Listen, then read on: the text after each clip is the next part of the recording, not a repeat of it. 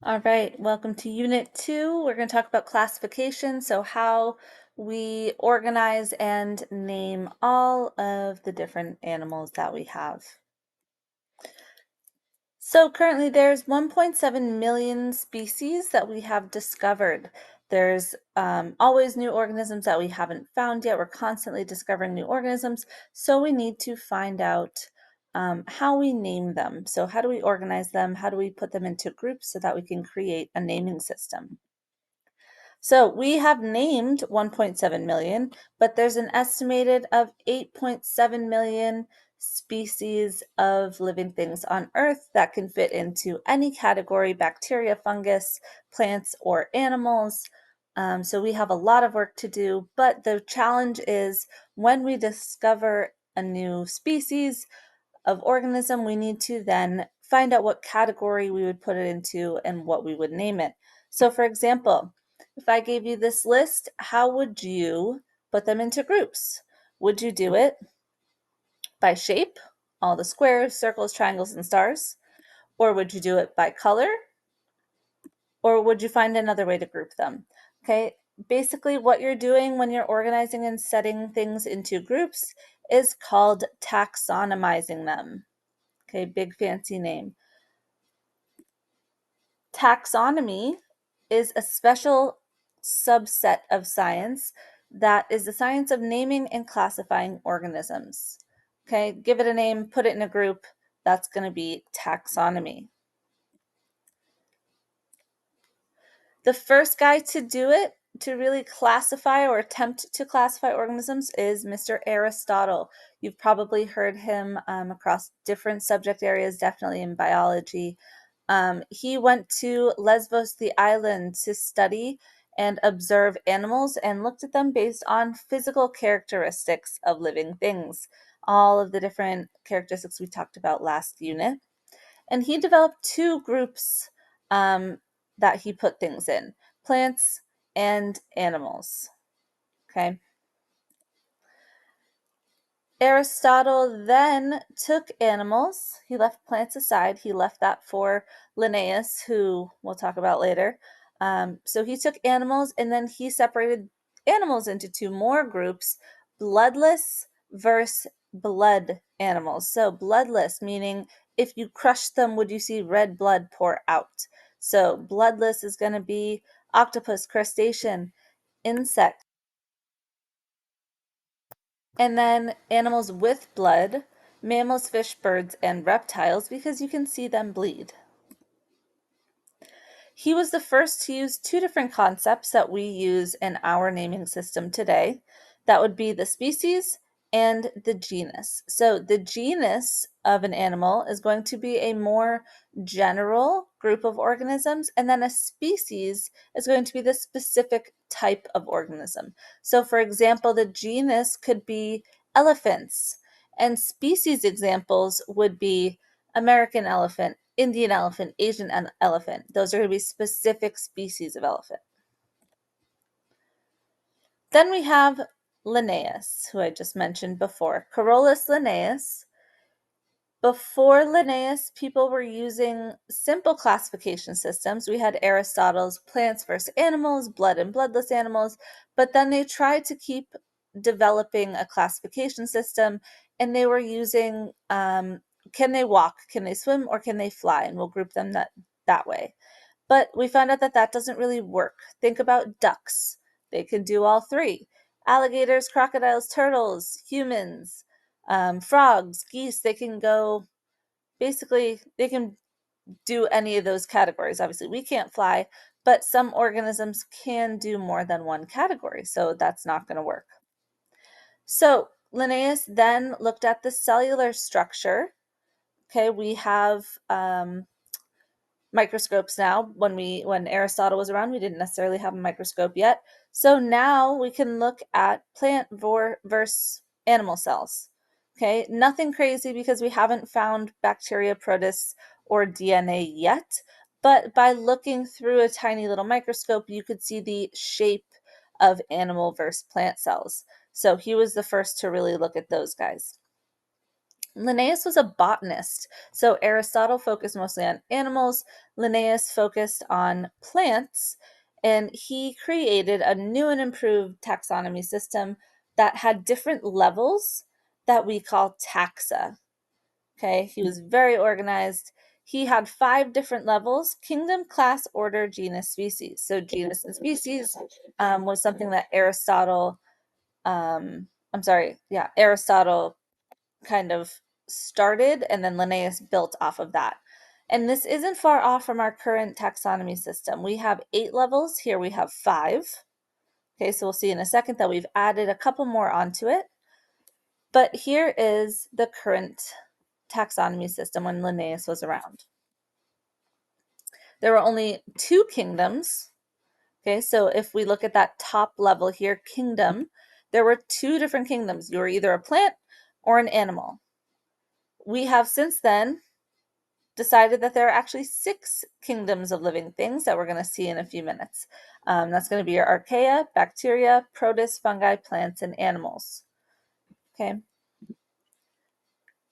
Linnaeus, because of all of his contributions to our naming system and classification system, he is known as the father of taxonomy. Okay, we've updated his system now that we've learned more, but he was really the main guy that built the backbone of the system. When you're named father or mother of a science or of a certain thing, that means that you get credit for establishing the foundation. You are kind of the best that knows it all in that specific area. So, for example, father of genetics, Gregor Mendel, you've probably heard of that man. He was one with the pea plants in bio, talking about genetics.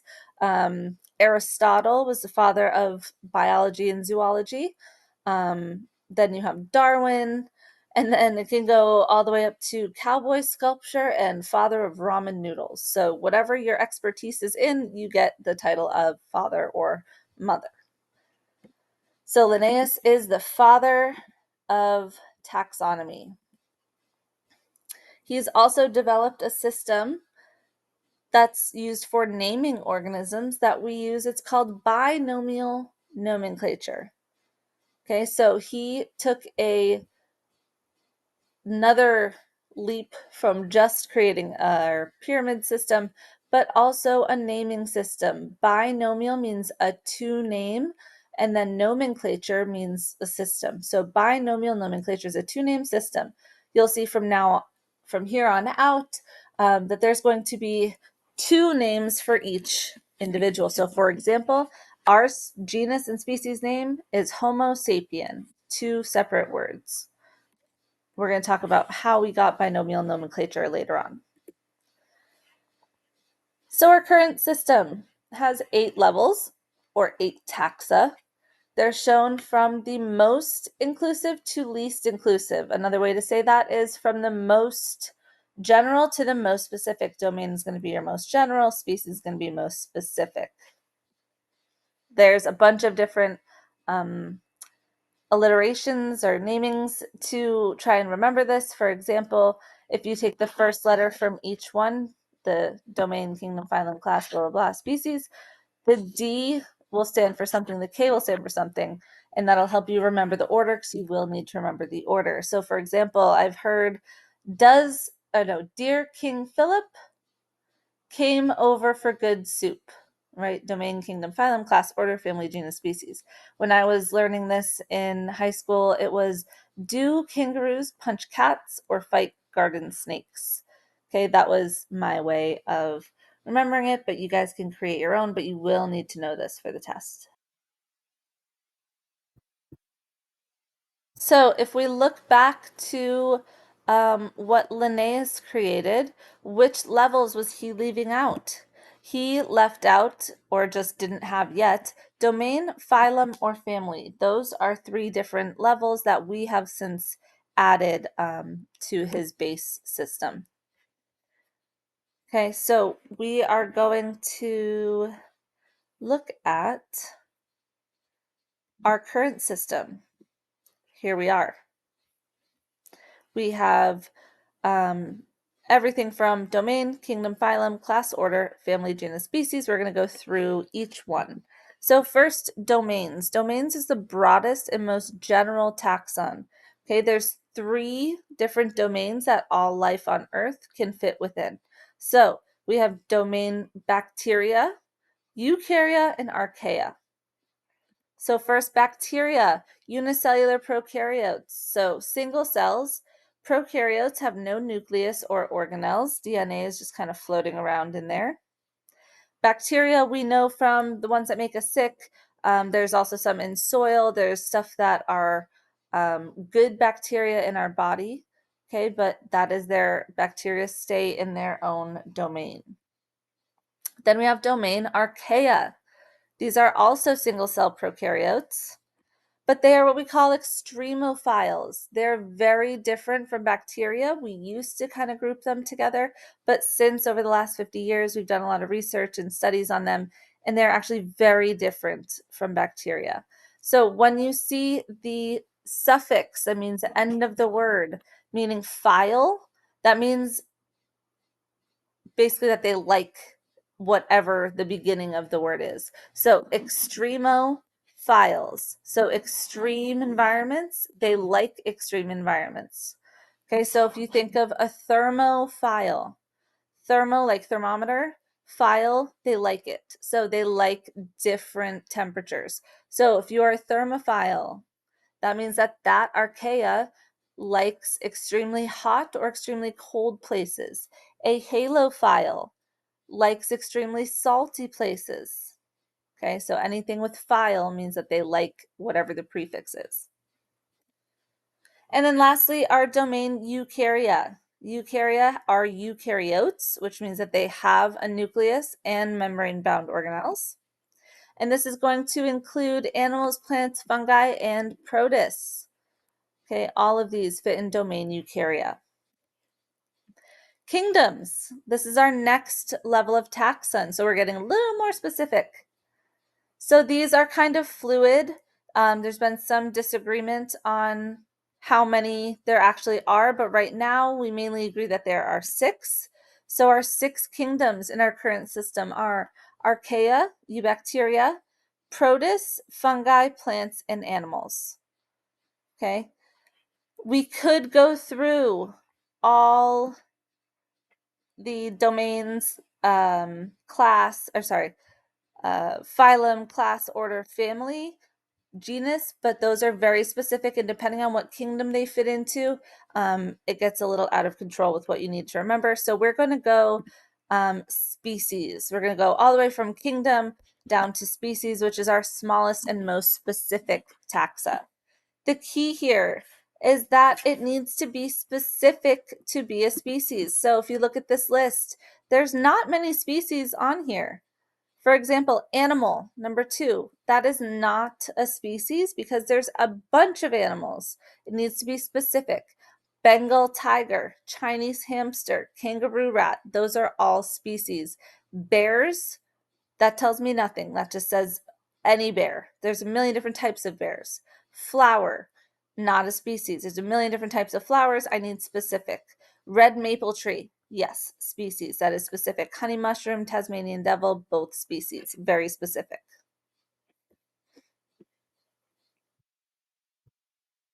So, how do you know if something is in the same species?